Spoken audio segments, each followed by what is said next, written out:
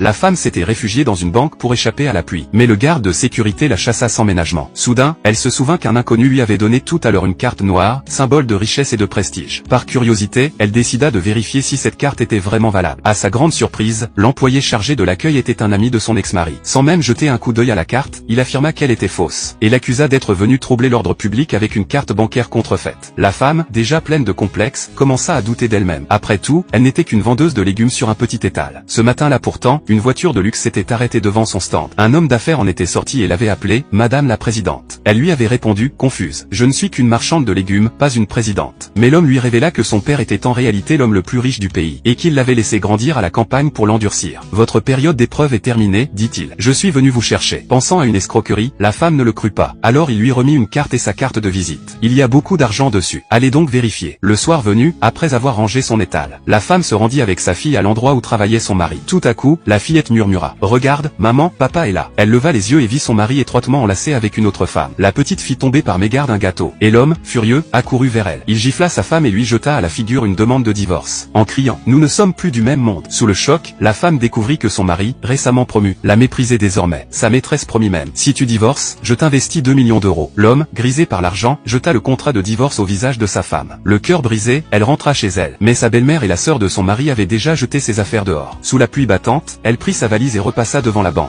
Là où tout avait commencé. À la banque, l'ami de son mari continua de l'accuser de fraude. Hors d'elle, la femme appela le président pour lui demander pourquoi il s'était moqué d'elle. Le président, furieux, partit immédiatement pour la banque. Pendant ce temps, les employés la ridiculisaient. Si cette carte était vraiment la tienne, ton mari n'aurait pas demandé le divorce, non? Soudain, le président fit irruption dans le hall. Les employés restèrent pétrifiés. Peu après, alors que le mari dînait, un ami l'appela. Ta femme possède une carte noire et connaît le président. Mais l'homme crut à une blague et raccrocha. À la banque, le président remit à la femme une bague symbolisant la présidence du groupe, ainsi qu'une voiture, et lui annonça, dans 3 jours, vous prendrez officiellement vos fonctions. Il y aura un grand banquet avec toutes les personnalités de la ville. Pensant à son ex-mari et à sa maîtresse, la femme décida qu'elle se vengerait ce jour-là. 3 jours plus tard, elle arriva au siège du groupe. Son ex-mari et sa maîtresse, venus offrir des cadeaux aux nouveaux dirigeants, la virent et éclatèrent de rire. Ils crurent qu'elle venait postuler comme femme de ménage, et la couvrirent d'insultes. Même pour sortir les poubelles, tu n'es pas qualifié. Mais la femme resta calme. Sortez immédiatement de mon territoire. Ils se moquèrent d'elle. Tu as perdu la tête avec ton divorce, hein? Elle répondit d'une gifle. L'homme appela aussitôt les gardes. Si tu ne sors pas, on te fera ramper dehors. La femme, impassible, murmura. Vous êtes sûr de ne pas vouloir vérifier mon identité? Alors, elle sortit son téléphone et appela le président. Descendez me chercher tout de suite. Son ex-mari et la maîtresse éclatèrent de rire jusqu'à ce qu'un assistant du président arrive. Le mari se précipita pour lui offrir ses cadeaux. Mais l'assistant l'ignora et, plein de respect, s'inclina devant la femme. Je suis envoyé par le président pour venir vous chercher, madame. Toute la salle resta muette de stupeur.